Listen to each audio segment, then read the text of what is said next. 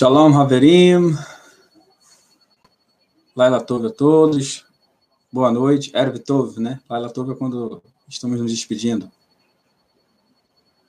Muito bom poder estar aqui mais uma vez com vocês para mais uma transmissão ao vivo pelo canal Or HaTorah.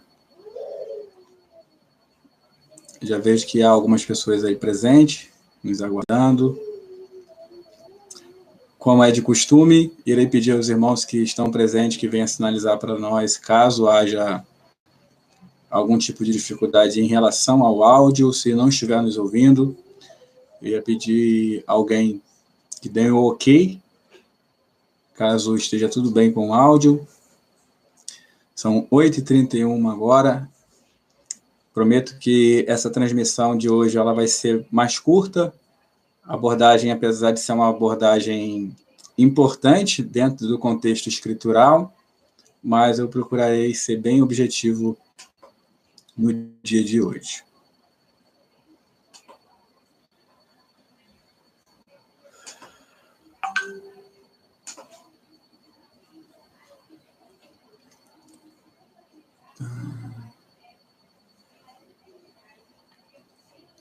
Darei mais alguns minutinhos, são 8h32 agora. Vou iniciar essa transmissão 8h35. Aí, enquanto isso, as pessoas que vão entrando vão compartilhando essa live nas suas redes sociais, para que a gente possa convidar aí o maior número de pessoas para que possa estar participando dessa live. Então, você que está entrando agora, nós ainda estamos iniciando, pode ficar tranquilo.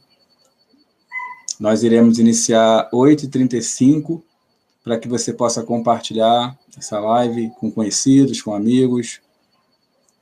Compartilhe principalmente dentro de grupos cristãos, né? Grupos de estudos cristãos, uma vez que a abordagem ela vem na contramão da teologia dispensacionalista. Então, nós iremos falar um pouquinho mais do conceito, né, ou da teoria dispensacional, né, abordar mais o tema dentro de um aspecto teórico, dentro das Escrituras, antes, né, de nós iniciarmos materiais onde venhamos abordar necessariamente os textos, porque são muitos textos que são utilizados pelos defensores, né, da teologia pré-tribulacional, que se baseia em alguns pressupostos. Então, são muitos textos e nós iremos utilizar apenas fazer alguns comentários que servem como base de outros vídeos que virão ainda. Então, compartilhem, irmãos, compartilhem o material. Não deixe de curtir também, de deixar o seu like no vídeo para que o YouTube possa estar sugerindo o nosso material em outras plataformas. Caso você que está aqui nos acompanhando hoje ainda não seja inscrito no canal, lhe convido também a se inscrever no canal para que possa receber as notificações.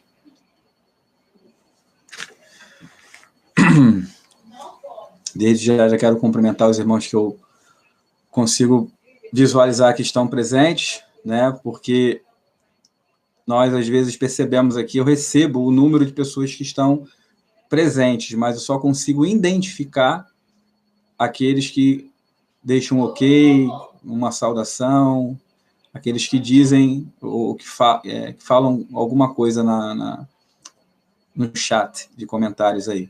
Então, eu já tenho aqui o primeiro Rosh Glicério, da comunidade Beit Tzadik, já está presente. Shalom, Rosh Glicério. Nós temos o Robério, que é o irmão do Rosh Shem, da comunidade Beit Tzadik também. Vitória Albuquerque, Esther Albuquerque, deve ser irmãs as duas. A irmã Eliane Rocha, Shalom Maria Ezra, Shalom. Wilson Rocha, Shalom Wilson. Mônica Oliveira, Victor Hugo, Shalom. E Cleide Oliveira. Márcia dos Santos, Shalom. São as pessoas que eu já consigo identificar aqui que estão presentes. Você que vai entrando, quiser deixar uma saudação, eu vou identificando. Você que não é do Rio de Janeiro também, deixa a sua saudação e a região da onde você está nos acompanhando. Compartilhe, irmãos, compartilhe. 8h35. Já são 8h35. E ainda tem mais gente para entrar ainda. Compartilhe, chame aí, convide o pessoal para que a gente possa fazer uma live bem legal.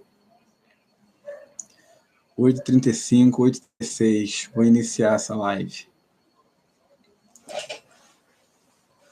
O bacana de você fazer uma transmissão ao vivo, que você interage com o pessoal, né? É uma coisa bem dinâmica. Então, eu vou iniciar. Vou esperar mais não. Então, vamos lá, irmãos. O tema hoje desse material é um tema relacionado com a teologia pré-tribulacionista ou pré-tribulacional. Eu escolhi por tema o pré-tribulacionismo e a farsa da iminência. Esse conceito de iminência é um conceito, eu já tenho alguns vídeos no canal falando sobre arrebatamento, e eu tenho um vídeo, se eu não me engano, falando sobre iminência. Isso é uma doutrina bem interessante, porque quando você começa a estudar a escatologia, e principalmente aqueles que estão aqui agora no canal nos acompanhando e faz parte, de repente, de algum segmento religioso dentro do cristianismo, a escatologia bíblica é uma das disciplinas dentro da teologia sistemática, e era uma disciplina que eu mexia muito com essa disciplina, mas era uma das disciplinas dentro da sistemática de maior complexidade, tendo em vista a enormidade de informações que se tem dentro do texto bíblico e as mais diversificadas correntes escatológicas, né, e interpretações de acordo com cada uma dessas correntes.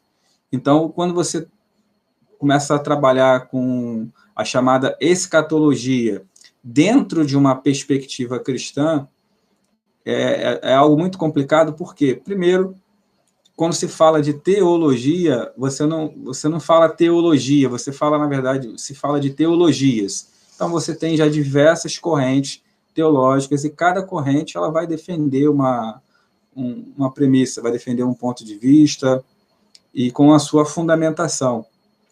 Agora, o que é importante, né, o que, na verdade, geralmente eu sempre falo isso, é o que vai definir a corrente ou a linha de pensamento teológico que a pessoa ela vai caminhar, e, consequentemente, a visão escatológica que a pessoa vai defender ou irá defender, é o método de interpretação que vai ser utilizado.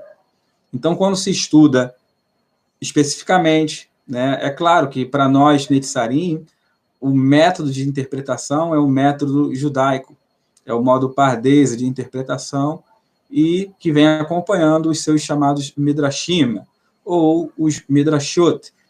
Então, o método de interpretação dentro do judaísmo, ele segue critérios bem rígidos de interpretação, ou de interpretações, e todas as interpretações dentro do judaísmo, ela sempre vai culminar, ou ela vai convergir para uma visão, né, relacionada com a Torá, com os profetas. Dentro do movimento nazareno, a interpretação ela vai se valer de todo o conceito ou de todo o contexto escritural, sempre de forma harmoniosa, sem desassociar, né, os escritos hebraicos, né, a Taná, dos escritos nazarenos, né, sem esse conceito de testamento, de intervalo, e muito menos sem a consideração de uma possibilidade da existência de um outro povo agente de salvação na Terra. Então, quando você estuda qualquer corrente teológica dentro do movimento cristão, se fala de escatologia, se fala de igreja dentro de uma perspectiva cristã, independente se ela é dispensacional ou não, né? E Israel sempre é colocado em segundo plano dentro dessa escatologia, né? Quando se fala de assuntos relacionados ou pertinentes aos fins dos tempos, aos momentos próximos do fim, Israel sempre vai ser situado dentro de um período de maior calamidade na Terra, ou seja, Israel, quando se falamos de escatologia e período tribulacional, irá se falar sempre da chamada 70ª semana, que é atribuída a Moisés, a Daniel. Nós temos um vídeo no canal onde nós falamos da última semana e atribuímos essa semana como sendo a semana de Moshe, de Moisés. E explicamos por que dentro desse vídeo. Nessa série de vídeos que nós estaremos gravando, falando sobre escatologia, eu irei novamente voltar dentro do tema relacionado com as semanas e explicando melhor essa questão da semana de Moisés. Por que a semana de Daniel, na verdade, não é a semana de Daniel, mas sim de Moshe, de Moisés. Mas caso você já queira ter uma informação, há um vídeo no canal já tratando sobre esse assunto. Então, quando se fala de escatologia, né, e sempre vai se falar, dentro de uma visão cristã, de igreja como sendo a agente de salvação, independente se a visão é dispensacional ou não, Israel sempre em segundo plano. E, geralmente, dentro de todas as correntes escatológicas, Israel sempre estará presente no período que a Escritura, dentro do texto do profeta Jeremias, capítulo 30, o versículo 8, vai identificar como o dia da angústia de Jacó. Sanfonias e diversos outros profetas irá falar de um dia de tribulação, de um dia de angústia, de um dia de ira. E Israel sempre estará situado dentro desse período que é caracterizado como a última semana, a chamada 70ª semana. E a igreja, né, dentro da visão escatológica pré-tribulacional, obviamente, ela não estará presente. Então, o que poucos sabem, e eu acho interessante isso, porque quando se fala de escatologia pré-tribulacionista, e a maioria dos movimentos religiosos dentro do cristianismo, de linha, que segue uma linha pentecostal ou neopentecostal, adere essa corrente escatológica, né? Acredita que o Jesus irá voltar antes da grande tribulação. Então, há uma incoerência dentro desse pensamento, primeiro, por parte de muitos teólogos, já começa por aí, que eu acho interessante. Então, só vou cumprimentar aqui algumas pessoas que estão entrando, não me deixe esquecer, vamos falar dessa incoerência antes de entrarmos necessariamente no tema. Então, já entrou aqui, deixa eu ver, Adeli Aparecida, Shem Ben David, Rosh da comunidade Bet Sadik, Karen Sumar Shalom, Adriel Franci, Talmid Adriel, seja bem-vindo, Flávio Pena, Shalom More, Shalom a todos. Então, temos já algumas pessoas aqui, Nathaniel Almeida, Shalom. Então, voltando lá, e enquanto isso, irmãos, podem compartilhar o material, não deixe de compartilhar, e não deixe de deixar o seu like no material. O like é importante para que o YouTube venha sugerir os nossos vídeos em outras plataformas. Geralmente, quando você entra no YouTube, o YouTube ele vai sugerir alguns vídeos, né? E esses vídeos, às vezes o YouTube ele até fala assim,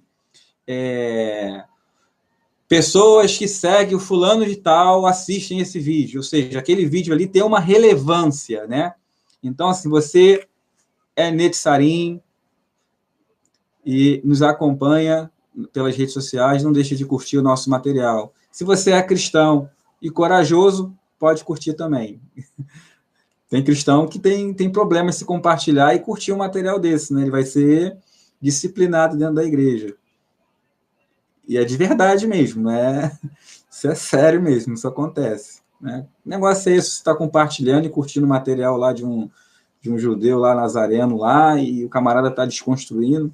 Então, isso dá um problema sério. Eu entendo quando um cristão não compartilha. Por isso que, se ele compartilhar, é corajoso mesmo. Então, a incoerência, essa questão da incoerência, por quê? Quando se fala de escatologia pré-tribulacionista, a primeira incoerência ela é que o método de interpretação, a escatologia pré-tribulacional, ela se fundamenta, segundo os escatólogos defensores dessa corrente, eles se fundamentam no método literal de interpretação. O tema relacionado com o método literal de interpretação é um tema muito amplo. Nós gastaríamos um tempo aí de 1h30, 2 horas, se fôssemos abordar profundamente esse tema. Teríamos que falar das escolas de interpretação, de interpretações, ou as escolas interpretativas que surgiram no primeiro século, os métodos de interpretações que eram particular de cada escola, o método alegórico de interpretação, que foi um método que influenciou muito a chamada igreja, né, a partir do início do segundo século, e Agostinho foi um dos responsáveis em inserir esse método de interpretação e influenciar grandemente o comportamento da chamada igreja já dentro de um modelo cristão durante o período de sua vida, mesmo sendo alguém que desenvolveu, né, Agostinho, que é considerado um dos maiores teólogos da igreja cristã, e a sua teologia influencia o comportamento da igreja até os dias de hoje. Interessante que Agostinho ele desenvolveu uma exegese brilhante. Os métodos e os critérios que Agostinho desenvolveu, mesmo se um cristão ler as escrituras e aplicar a chamada exegese agostiniana, ele vai conseguir chegar a conclusões bem aproximadas de uma verdade escritural. E isso não acontece nos dias de hoje. Na verdade, poucos teólogos aplicam a exegese cristã de forma realmente criteriosa, que se valem diversos princípios que não será suficiente, de repente, para te revelar a verdade acerca das escrituras, mas te fará desenvolver questionamentos que serão cruciais para uma compreensão muito mais dimensionada, muito mais ampla das escrituras. Só que, dificilmente, são poucos que aplicam, de fato, a exegese como ela deveria ser aplicada. Então, muita gente aplica, eu já vi até estudos, vídeos dentro do movimento judaico, de pessoas atribuindo, né, dando crédito do método alegórico de interpretação a cristãos. E, na verdade, quem desenvolveu o método alegórico de interpretação foi um judeu chamado Philon. E foi um dos que mais influenciaram, por incrível que pareça, a escola de interpretação que surgiu em Alexandria, né? E o método alegórico de interpretação era um método que era muito atraente, porque o modelo de interpretação que era aplicado era um modelo onde você dava significados ao texto. Então, você lia o texto e você, então, aplicava um formato diferente àquilo que estava escrito. E, geralmente, esse formato era muito atraente, chamava a atenção do público naquela época, e, por isso, então, esse modelo de interpretação, que não se baseava muito em critérios gramaticais, históricos e culturais, ele influenciou muito porque você embelezava as escrituras. No entanto, a escatologia pré-tribulacional, ela se baseia dentro de uma teoria chamada de teoria dispensacional. Então, a primeira coisa que nós devemos saber, e isso é um consenso dentro da escatologia pré-tribulacional, né? E poucos teólogos que defendem a corrente sabem disso. E falam coisas que até às vezes contrariam aquilo que a própria escatologia ensina. Então, A visão pré-tribulacional, primeiro, ela é uma teoria. Ela não é uma disciplina que você possa dizer assim, não, é isso aqui e pronto. Não, é uma teoria. É uma teoria que é desenvolvida, ou seja, há uma possibilidade, né, entre os defensores, mas é uma teoria. Então, ela não é uma teologia que você pode bater o martelo. É uma teoria, já começa por aí.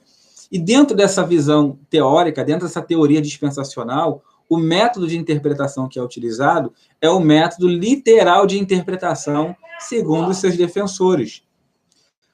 Porém, o método literal de interpretação, quando aplicado dentro de uma visão ou dentro de uma teoria dispensacional, ele deixa de ser literal.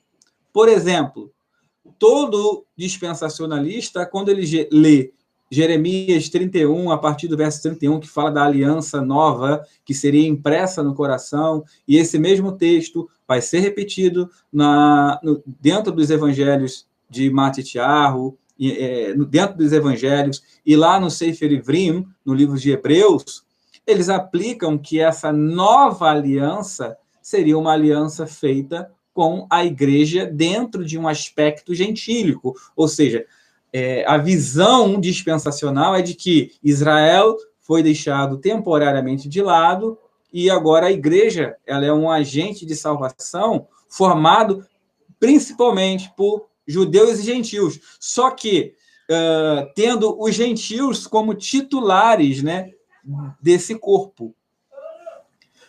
Tanto que, quando se fala de igreja, não se fala de lei. Quando se fala de igreja dentro de uma visão dispensacional, se fala de um modelo religioso que é desvinculado, que é desligado da escritura hebraica, da Taná.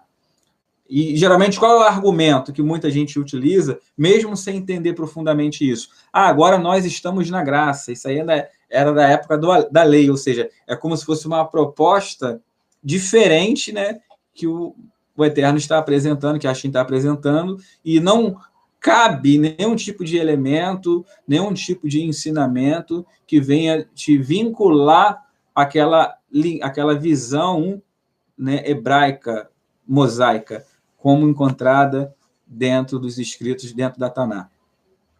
Então, isso é um equívoco. Então, primeiro, porque é uma teoria. Então, uma segunda incongruência que nós percebemos é o seguinte: muitos que defendem a teoria dispensacional, e até falam de uma chamada iminência. O que é uma iminência? É a vinda, é a suposta vinda, isso é o que a teologia dispensacional defende dentro do cristianismo, não é o que o movimento nazareno acredita. Mas o que é a iminência? É a suposta vinda do Mashiach sem sinal, ou sem sinais, para a chamada igreja cristã. A questão é, por que não há sinais? Aonde que repousa a incoerência? Que dentro de muitas pregações, principalmente dentro de um contexto onde nós estamos agora.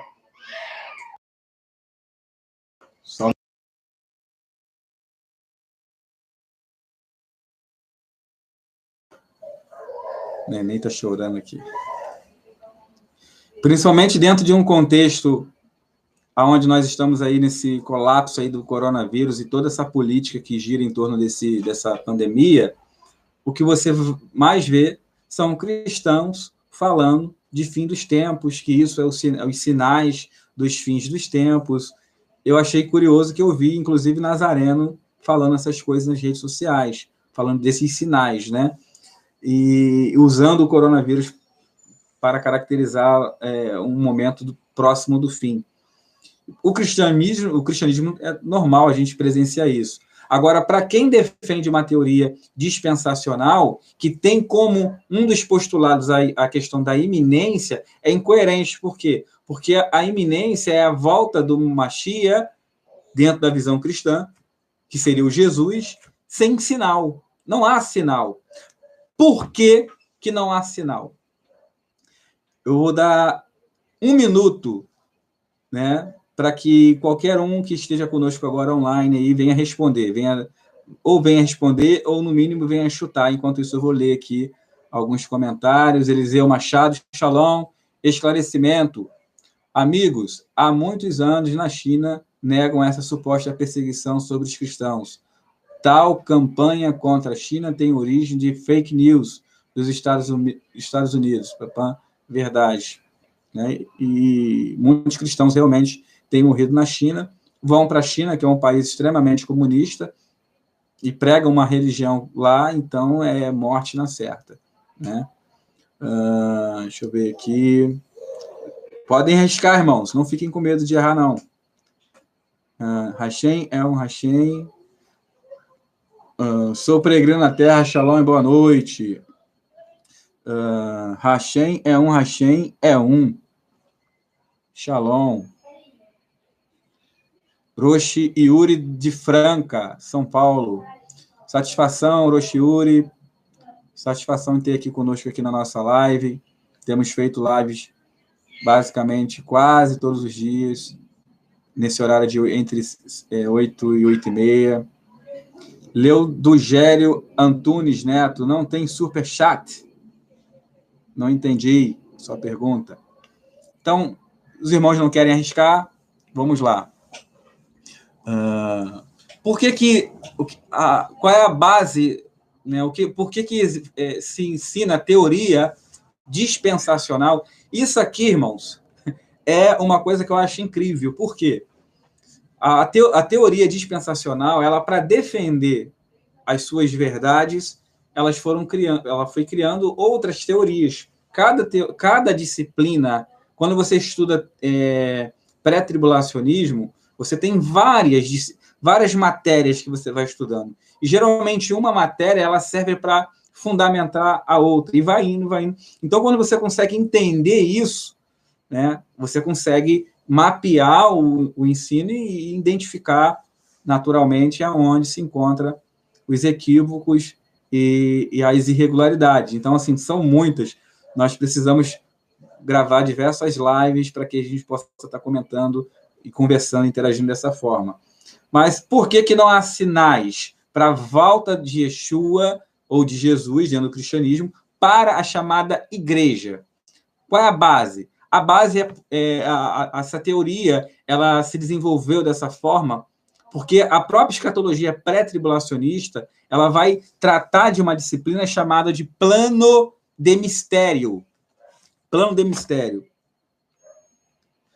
Existe um material que vai trabalhar praticamente todas as correntes, que é esse materialzinho aqui, ó, que é um livro que foi um material que foi primeiramente escrito em inglês, ele foi traduzido, que é Dwight Pentecost.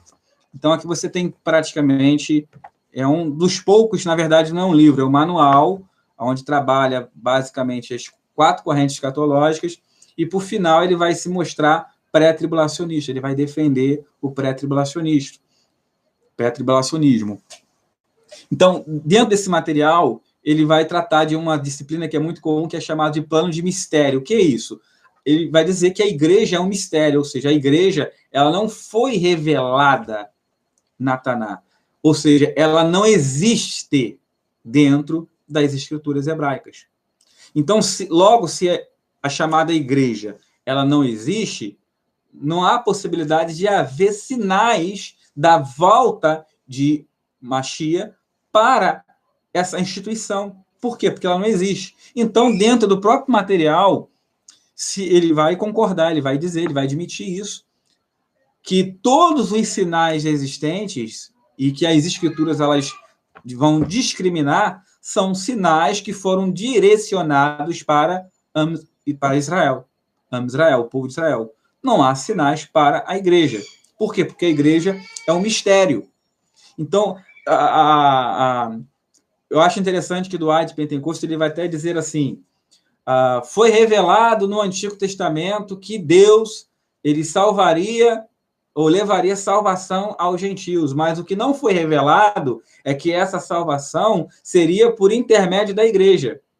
E, na verdade, de Bereshit, de Gênesis a Razon, a Apocalipse, o texto sempre falou de salvação.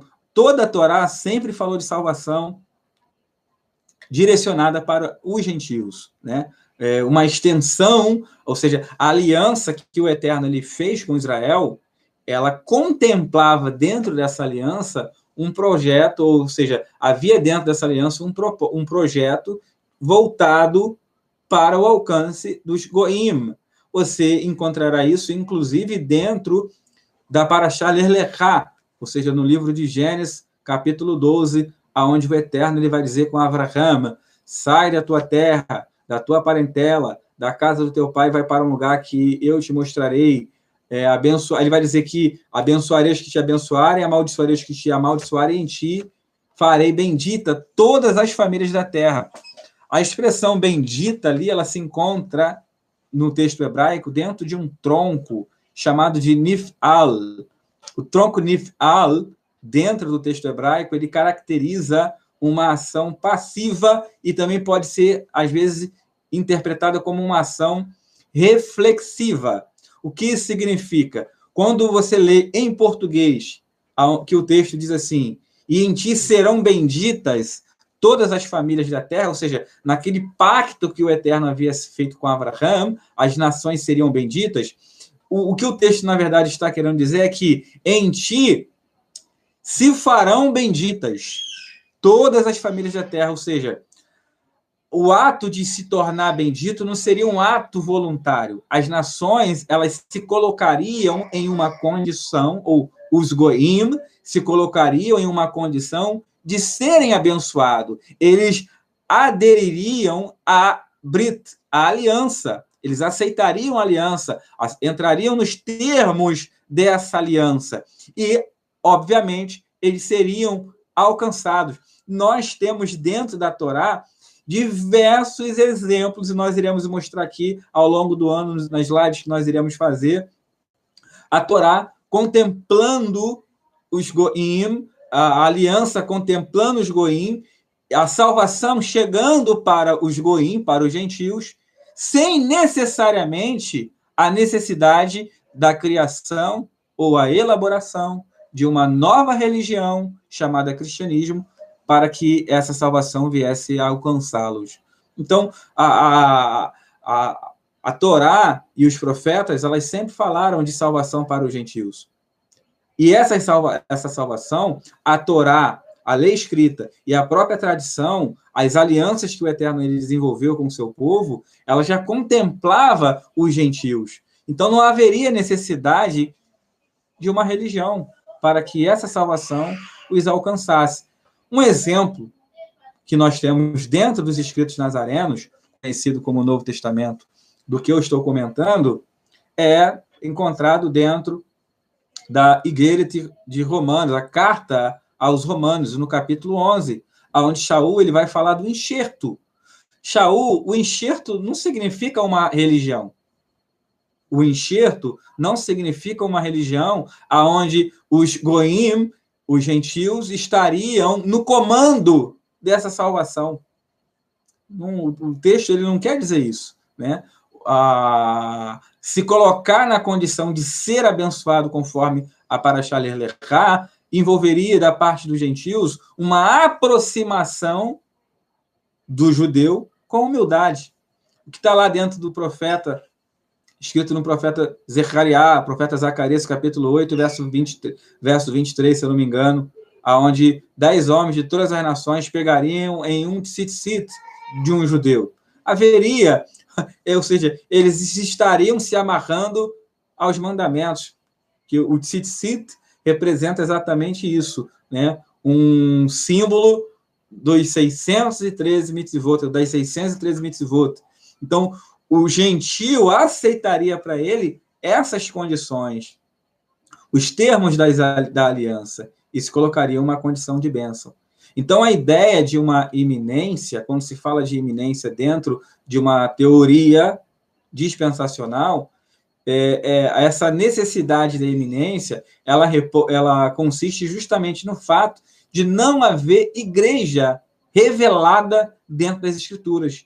Então, por conta disso, todos os sinais eles são para Israel. Aí, com base nisso, se desenvolve aquele pensamento de que Mashiach, quando vir para a igreja, ele virá como ladrão, ele pegará o povo. Você tem que estar preparado o tempo todo. É justamente com base nisso. Agora, a ideia de uma iminência, ela surge, ou seja, a doutrina da iminência ela consiste no fato de que não haverá sinais para a igreja. Por que não haverá sinais? Porque não existe igreja. Existe Israel. Se o meu povo, que se chama pelo meu nome, quem é o meu povo? Segundo o texto de 1 Crônicas 7,14, Israel. Então, a ideia de uma iminência consiste pelo fato de que não há sinais. Por que não há sinais? Porque não há igreja. Agora, como que se desenvolveu, como que se chegaram a essa conclusão? Por que da necessidade de uma iminência? A explicação que praticamente isso é encontrado em todos os materiais ou manuais de escatologia pré-tribulacional. A necessidade de uma iminência, ela consiste, ou a doutrina da iminência, ela veio para resolver um problema relacionado com as chamadas semanas de Daniel. O texto de Daniel, capítulo 9, versículo 24 ao 27, irá falar de 3 períodos de semanas. 7 semanas, 62 semanas e depois a 70ª semana. Então, o texto ele vai falar de 60, que dentro desse período de 7 semanas mais 62 semanas, o príncipe seria tirado, vai falar do Mashiach, né, sendo tirado ali, sendo arrancado, alguns sinais proféticos que se cumpririam. Pois bem, entre a 69ª semana, porque você tem 2 períodos, nós não iremos hoje estudar e comentar quando que se inicia e quando que termina o período caracterizado como a 69ª semana. A ideia hoje é só explicar o conceito de iminência. Dentro do livro de Daniel, Sefer Daniel, nós temos ali essas 69 semanas que se dividem entre 7 semanas e um período de 62 semanas. Total, 69 semanas. Dentro da visão da teoria dispensacional, como que se compreende isso? Você tem um período de 69 semanas e entre a 70ª semana, temos uma série de situações que aconteceram que não caracteriza aquilo que é dito sobre a 70ª semana. Então, se entende, é praticamente consenso entre os escatólogos que defendem essa corrente, que entre a 69ª semana e a 70ª semana há um intervalo de tempo indeterminado. Não se sabe quanto tempo duraria esse intervalo. E é exatamente dentro desse intervalo que está situada a chamada igreja. Esse intervalo, inclusive, vai ser identificado por muitos escatólogos como o período que vai receber o nome de dispensação da graça, ou dispensação, ou plano de mistério. Por quê? Porque é um intervalo, é um parêntese que o Hashem ele vai abrir dentro da história, onde ele deixa Israel fora desse intervalo, temporariamente. Israel perde a titularidade de povo, de agente de salvação, e surge, então, a chamada igreja dentro desse período. Quando esse intervalo fechar, segundo os escatólogos, eu não vou ler aqui o material agora, para não tomar tempo, eu estou indicando, porque se você buscar essas informações lá, a partir da página 217, você já vai ter as informações mais detalhadas lá por Dwight Pentecost, né? E você tem também, a partir da página 254, se eu não me engano, uma descrição que ele vai dar várias informações acerca da 70ª semana, do conceito de semana. Então, segundo os escatólogos, e aqui é o manual, quando esse parênteses fechar, inicia-se, então, o chamado período tribulacional. A igreja ela é arrebatada, ou seja, ela não estaria. Aqueles que fazem parte da igreja, os chamados cristãos, eles seriam arrebatados, e então começaria a se desencadear e se desenvolver todos aqueles eventos relacionados com perseguição, grande tribulação, né? Israel sendo o principal alvo, né, do chamado anticristo. Anticristo. Então, o período dispensacional, ele se localiza dentro desse parênteses, desse intervalo entre a 69ª semana e a 70ª semana, que ainda não começou.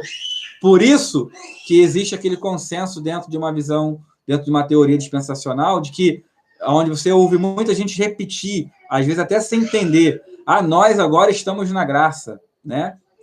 Nós estamos na graça. Isso aí é a época da lei, ou seja, é como se houvesse uma interrupção, houve um cessar do tratamento entre o Eterno, entre Hashem e Israel. E agora a igreja é o foco do Criador, né? É o agente de Hashem aqui na Terra. Então, isso, é claro, é uma teoria, mas é basicamente em cima desses conceitos que, é claro, com base em textos, né? Que a teologia, a teologia pré-tribulacionista, a escatologia pré-tribulacional, ela vai se apoiar. Alguns comentários aqui. Deixa eu ver aqui. Faça um vídeo sobre as provas históricas de Jesus para tirar o povo da ignorância. Muita gente é burra e não sabe defender sua fé. Eu entendi a sua colocação, apesar de achar um pouquinho as suas colocações bem grosseiras, né? Mas é uma possibilidade de fazermos, sim, um material relacionado com isso. Faça um vídeo sobre os 2 sábados, o moral e o cerimonial. Esse conceito de moral e cerimonial está muito vinculado com a chamada teologia do pacto. Geralmente, isso é muito ensinado dentro do movimento adventista, que tem essa visão de moral e cerimonial. As escrituras, dentro de uma visão puramente judaica, ela não se divide dessa forma. Né? Teologia do pacto que fala sobre isso. Deixa eu ver aqui. Faça um vídeo sobre os falsos Yeshua do Talmud, que são Hanetzerim, Pandira, Bilá, que nenhum daqueles Yeshua era Jesus. Os tempos, sim. Michael Correia fez um comentário aqui interessante. Ele vai dizer que ele é cristão, mas sou radicalmente contra a teoria dispensacional. Você é um cristão com a mente aberta, né, para entender esses assuntos. Deixa eu ver se tem mais alguém que... sim. Eliseu Machado pediu para mim fazer um superchat. Aí eu perguntei o que seria isso. Ele colocou aqui, um superchat é quando o ouvinte contribui em dinheiro para o programa. Eu acredito que essa plataforma é uma plataforma que o próprio YouTube venha sugerir isso para mim. Eu ainda não tenho isso. Né? Mas quando tiver, eu vou colocar para os irmãos aí contribuírem. Eliseu está dando sugestões, né? Eu acredito que ele vai ser o primeiro a contribuir ali conosco ali. Então, voltando lá, irmãos. Então, a teoria ela vai se fundamentar basicamente nisso, dentro desse intervalo da 70ª semana. Então, observa-se que a teoria ela ainda vai dizer o seguinte, que é de extrema importância o intervalo entre a 69ª semana e a 70ª semana. Por quê? Porque é exatamente dentro desse intervalo que a igreja se localiza. Ela se situa. Só que igreja? Né? Aí entra o conceito de plano de mistério. E são muitos os versos, né? São muitos os versos que falam sobre esse plano de mistério. Eu vou deixar para ler esses versos e comentar na segunda live que nós iremos fazer desse vídeo, desse tema, e comentar essa ideia de mistério, que não é mistério coisa nenhuma. A Torá ela já falava de salvação. Então, eu acredito que a grande charada, o interessante da teoria, é que a própria teoria ela vai desenvolver um sistema que, se a pessoa ela for perspicaz na leitura, ele compreenderá que, na verdade, ele está crendo em uma coisa que não existe. Por quê? a doutrina da eminência ela só existe pelo simples fato de que não existe igreja nas Escrituras. Ah, mas eu leio lá na Escritura, lá no Novo Testamento, eu vejo a palavra igreja.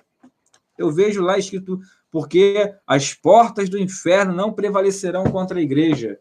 Você lê a expressão igreja, que vem de uma expressão grega eclésia, porém, essa expressão, como nós já falamos diversas vezes dentro do canal, ela não é uma expressão que era aplicada a eclésia dentro dos escritos nazarenos, ou chamado Novo Testamento, não era entendida como sendo uma referência a uma igreja dentro de uma visão dispensacional, conforme se entende hoje dentro do cristianismo.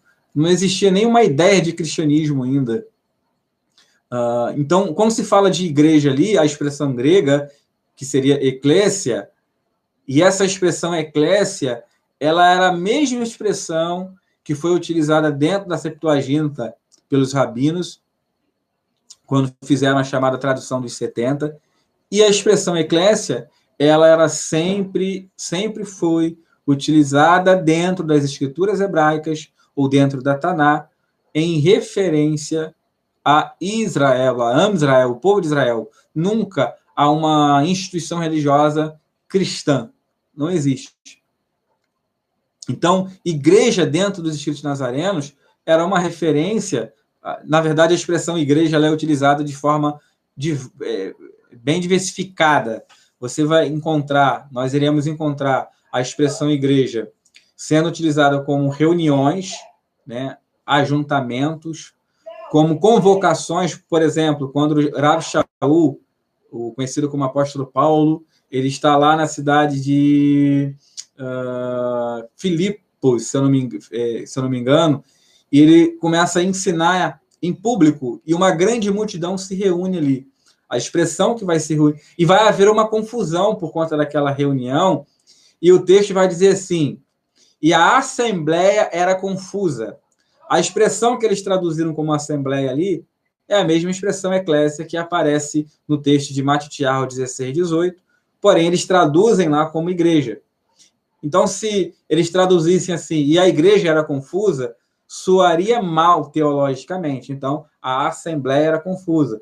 Sendo que, para quem estuda um pouquinho, conhece um pouquinho das línguas, ele sabe que assembleia e igreja é a mesma coisa, né? Tem a mesma origem, o mesmo cognato. Então, ambas derivam da expressão eclésia, né? Igreja, assembleia, é a mesma coisa. Então, os escritores, os tradutores do chamado Novo Testamento, eles traduzem a expressão eclésia dentro dos escritos nazarenos de forma a induzir o leitor neófito, ou seja, aquele leitor que está iniciando os seus estudos, as suas leituras dentro das escrituras, a pensar que existe uma instituição religiosa à parte de Israel que seja agente de salvação. E não há. Não há. Então, a ideia de uma iminência, ela repousa justamente sobre algo que nem existe nas Escrituras. A própria ideia de arrebatamento pré-tribulacional, que é baseada em textos como Apocalipse, ou seja, Guiliana 3:10, Matitiarro, capítulo 24, 37 em diante, quando Yeshua diz: quanto ao dia e hora, ninguém sabe, nem os anjos do céu, nem o Filho, senão somente o Pai. Muitos comentaristas vão apoiar a ideia de um arrebatamento pré-tribulacional com base nesse verso. Como foi nos dias de Noé, assim também será na vinda do Filho do Homem. Pois nos dias anteriores ao dilúvio, o povo vivia comendo e bebendo, casando-se e dando-se em casamento, até o dia em que Noé entrou na arca. E eles nada perceberam, até que veio o dilúvio e os levou a todos. Assim acontecerá na vinda do Filho do Homem. Ou seja, ele fez uma analogia, fez um draste aqui. Agora ele vai dizer como será nos dias da vinda do Filho do Homem. 2 homens estarão no campo, um será levado e outro deixado. 2 mulheres estarão trabalhando no moinho, um será levado e a outro deixado. Eu faço um desafio a vocês. Perguntem para qualquer cristão, leia esse texto para ele e diga assim: quem você gostaria de ser dentro desse texto? O que vai ser levado ou o que vai ser deixado? Eu desafio os irmãos perguntarem isso a qualquer cristão. Ele vai dizer para você, sem sombra de dúvida, quero ser aquele que vai ser levado.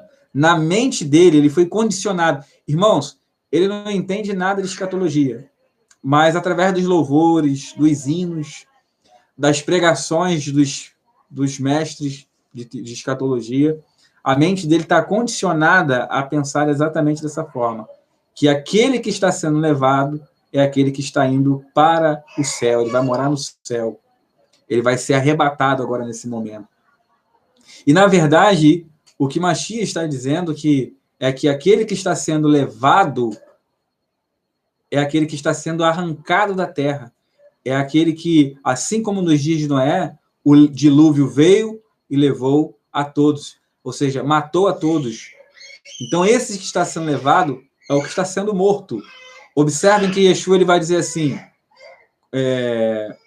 pois nos dias anteriores ao dilúvio, o povo vivia comendo e bebendo, casando-se e dando em casamento, até o dia que Noé entrou na arca. E eles não perceberam, até que veio o dilúvio, no versículo 39, e os levou a todos, Mateus 24, 39. O dilúvio veio e levou a todos. Gravem essa frase. Levou a todos. Aí ele vai dizer agora, assim também, 2 homens estarão no campo, um será levado.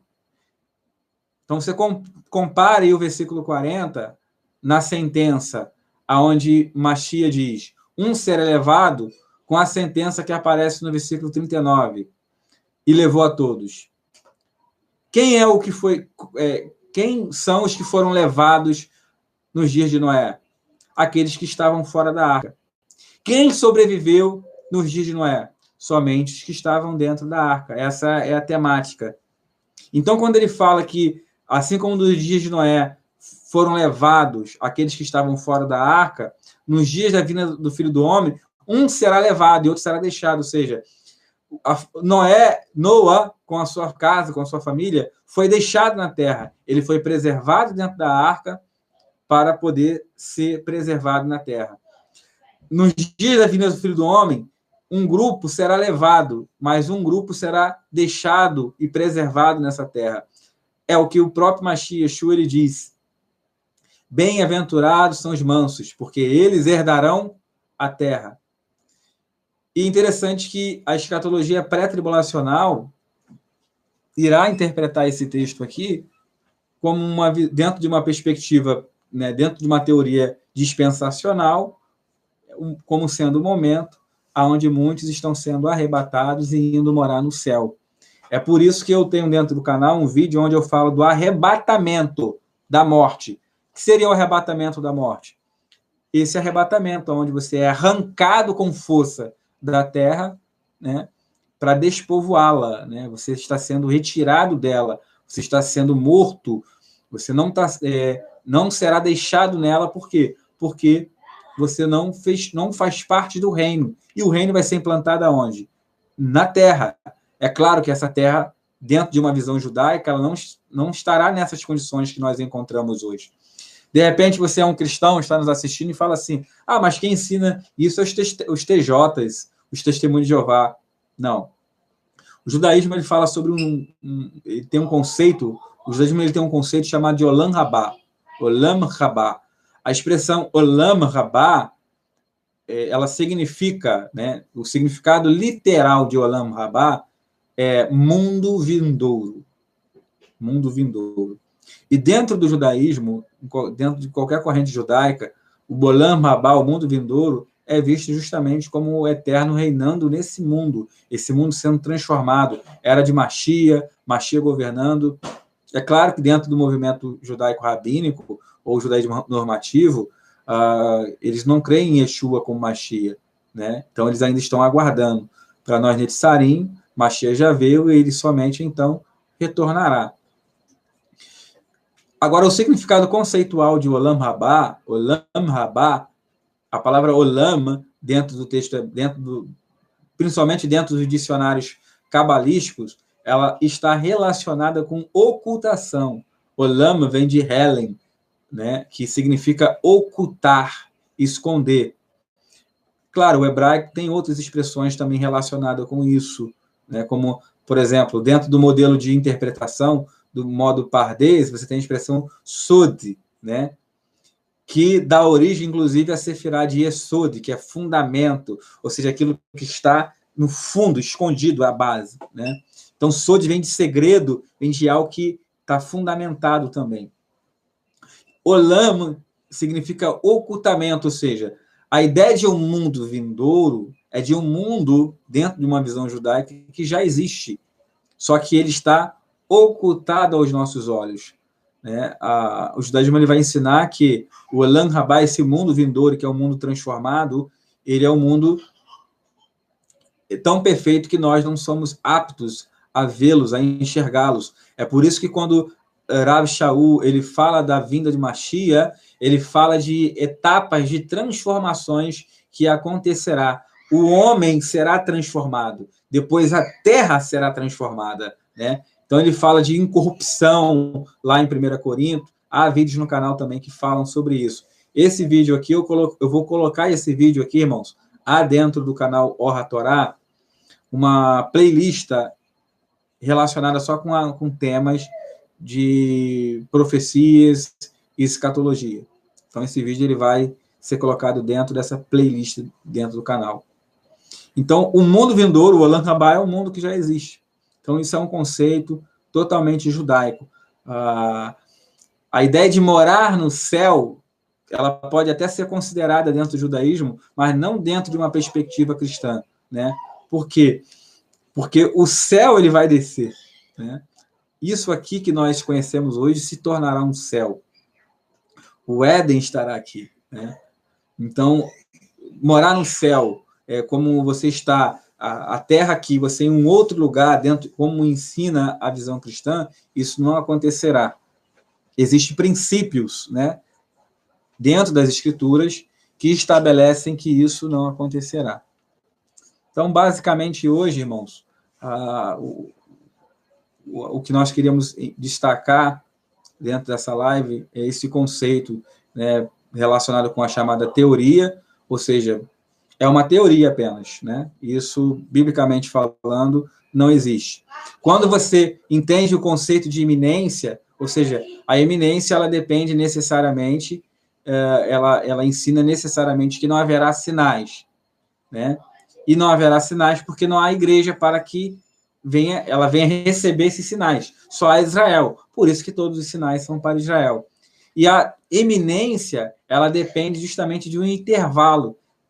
Os escatólogos vão inserir a igreja dentro do intervalo entre a 69ª e a 70ª semana. Então, biblicamente falando, eu acho que esse é o ponto positivo da teoria dispensacional, que é quando ela ensina que igreja não existe, né?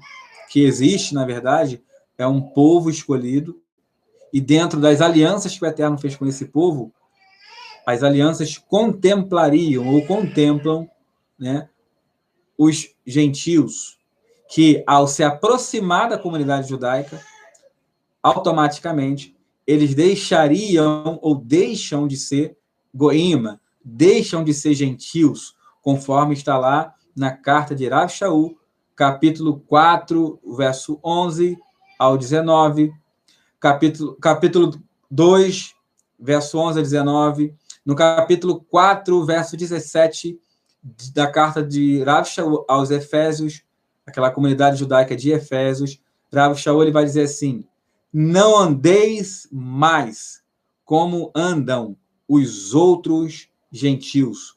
Por que os outros gentios? Porque vocês não são mais como aqueles gentios. Vocês, na verdade, deixaram de ser gentios. Inclusive, a lei judaica ela ensina isso, né? Nós gravamos umas 2 lives atrás, abordando sobre o tema de Benei Noa, né?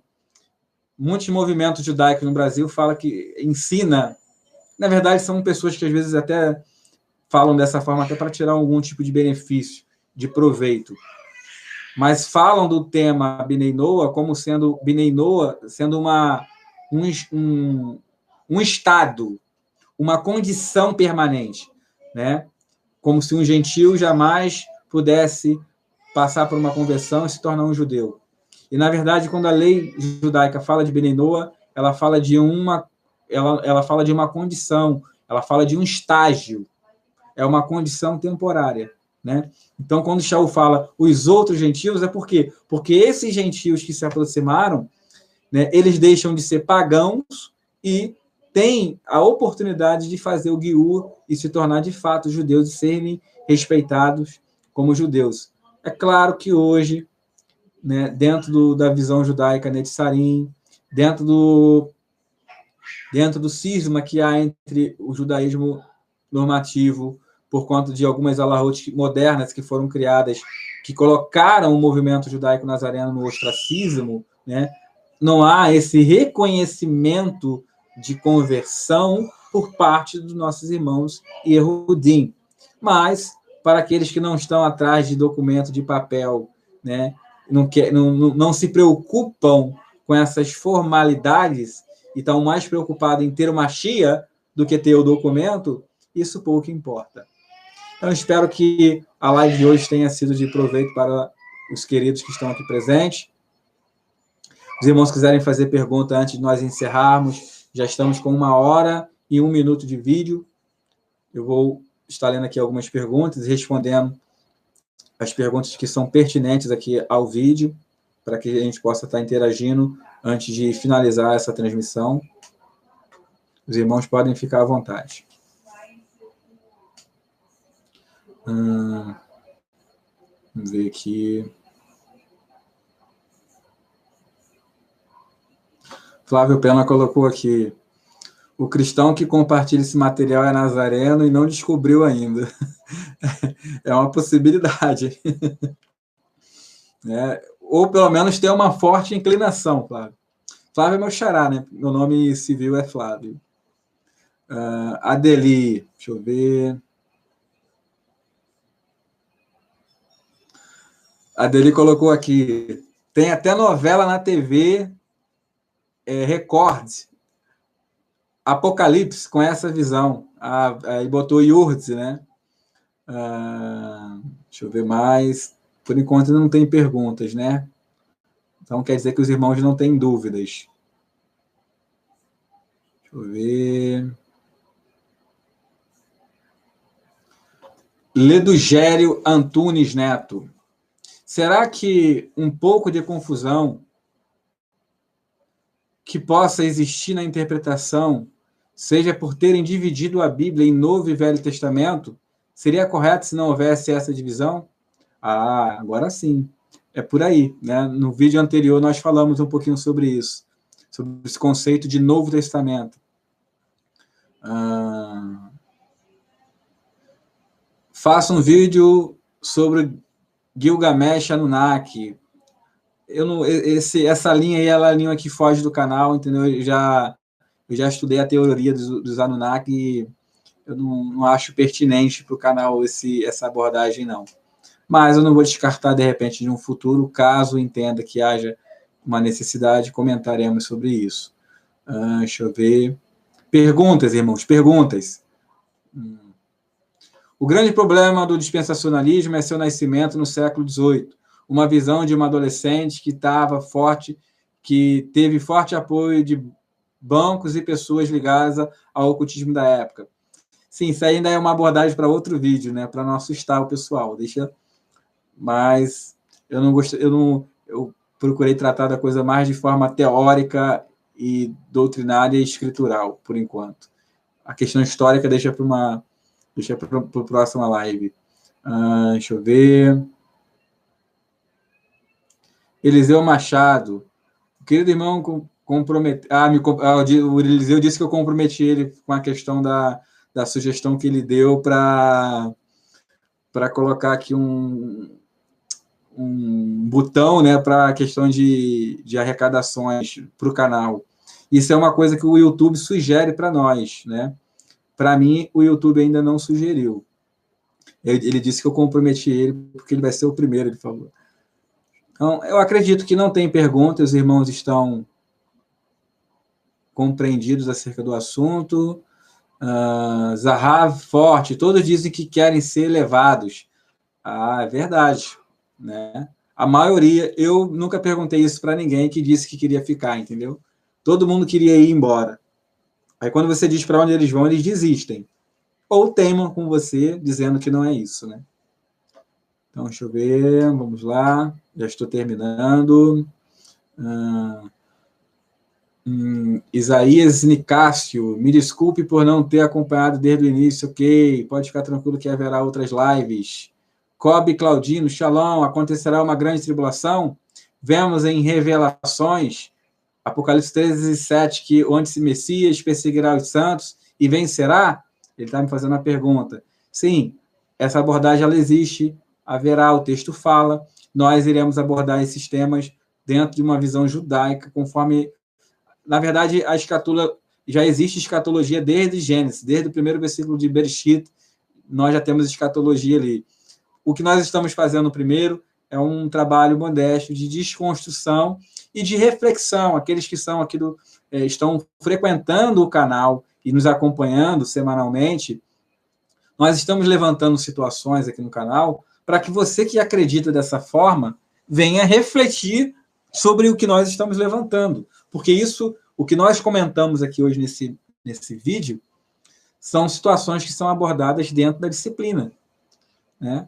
É claro que, geralmente, as comunidades evangélicas elas abordam pouquíssimo sobre esse assunto, porque em razão da maior parte da liderança entender muito pouco sobre isso, né?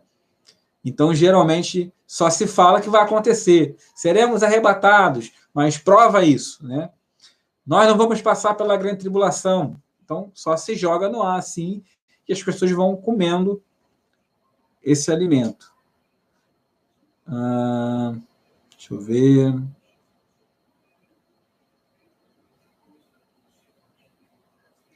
Deixa eu ver. Sou peregrino na terra, é o nome dele, né? Lendo Mateus 24, não é possível notarmos que estão acontecendo sinais para a volta do Mashiach? Sim, o texto, inclusive falamos sobre isso também no vídeo anterior, no vídeo passado. O capítulo 24 ele vai dar uma descrição detalhada de diversos eventos relacionados com a volta do Mashiach. Porém, esses eventos eles estão relacionados com Israel e não com uma igreja dentro de uma teoria dispensacional. Isso é importante. Há umas 3 semanas atrás, tinha um canal, eu não vou citar o nome da pessoa porque o canal é um canal conhecido, mas tinha um camarada desse canal, ele só fala de escatologia. Ele sempre marca a data da volta de Yeshua, né? Ele disse que Yeshua ia voltar dia 8. Eu tenho um conhecido que segue o canal dele, até compartilhou o material comigo. Aí eu fiquei brincando, né? Dia 8 tá chegando, hein? Dia 8 tá chegando. Aí deu dia 8, eu mandei mensagem para ele para saber se ele estava lá ainda. Porque a gente combinou que se ele fosse embora, né, eu ia ficar com as coisas dele lá, o carro, as coisas dele. Eu falei, você tá por aí? Ele ainda tô ainda. Eu falei assim, então você não foi, né? E o canal é muito, muito visualizado, porque a pessoa fala cada coisa absurda, né?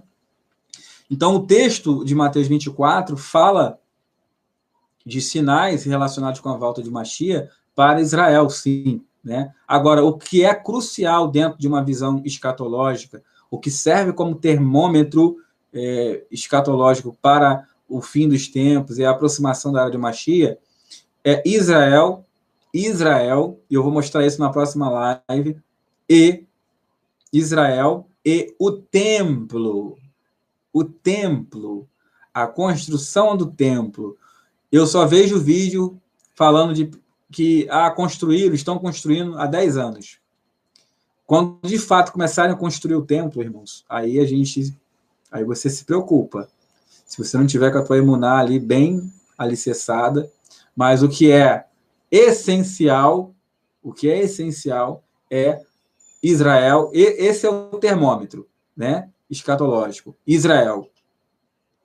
E o Mishkan, né, o templo de Israel. O templo é o relógio. Ali você pode contar as horas. Então, nós iremos gravar, então vou deixar combinado aqui, porque são tantos assuntos dentro da escatologia, se nós não organizarmos, a gente até se perde.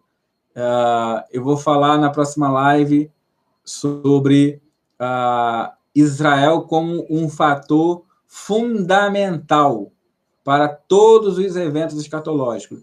E a Escritura fala sobre isso. E é interessante que boa parte dos escatólogos deixam isso passar desapercebido. Então, o intuito desses ensinos, irmãos, é trazer o que nós aprendemos, né? Hoje uma comunidade nazarena até falou sobre esse conceito de bitarron. Nós lemos muito sobre isso. Há livros judaicos falando de bitarron, que é trazer confiança, trazer alento e esperança. Às vezes, diante de uma situação como nós estamos vivenciando hoje no Brasil e no mundo, ficamos preocupados, ficamos tensos, preocupamos amigos e famílias, né? E, na verdade, aquele que crê no Mashiach, aquele que crê no Eterno, ele deve ter confiança, né, no Eterno. Ele não vai se assustar com os boatos, né? Então, o próximo vídeo, eu irei abordar esse tema para que, de alguma forma, você também venha conseguir fazer uma leitura correta dos acontecimentos, né, e acompanhar de forma adequada o cenário mundial, aquilo que vem acontecendo no Brasil e no mundo, e perceber quando, de fato, né, nós estamos vivendo um período próximo do fim, ou ainda, né, nós estamos ainda se aproximando das dores de parto. Falamos das dores de parto, né? Falamos da intensificação dos sinais que aconteceriam, dando alusão às contrações daquela que está grávida. A mulher, quando está para ganhar, ela tem contrações, e essas contrações elas vão encurtando o espaço de tempo e se intensificando. Profeticamente é o que vai acontecer. Não é um tsunami que vai marcar o fim dos tempos, não é uma pandemia, não é um terremoto, não é um caos político, econômico no âmbito mundial, mas a frequência com que esses eventos acontecem e a intensidade com que eles acontecerão. Então, irmãos, estaremos finalizando essa transmissão. Peço a você que está aí no canal, não deixe de deixar o seu like para que o YouTube venha sugerir esse material. Não deixe de compartilhar nossos vídeos também. Você que está nos acompanhando é um parceiro do canal Or HaTorá. A finalidade do canal Or HaTorá, irmãos, é justamente trabalhar materiais judaicos. Por isso é bem diversificado aqui os materiais, né? Falamos de Alahá, judaísmo, e sempre que abordamos escritura dentro de uma visão teológica, sempre levantamos pontos de complexidades e situações divergentes dentro da teologia, justamente para levar você, que faz parte do canal e é um cristão, a refletir sobre isso. Então, não é de forma nenhuma para causar um constrangimento, um desrespeito à sua pessoa. Então, fique na Shalom do Eterno, uma ótima noite a todos e até o próximo material. Shalom, shalom.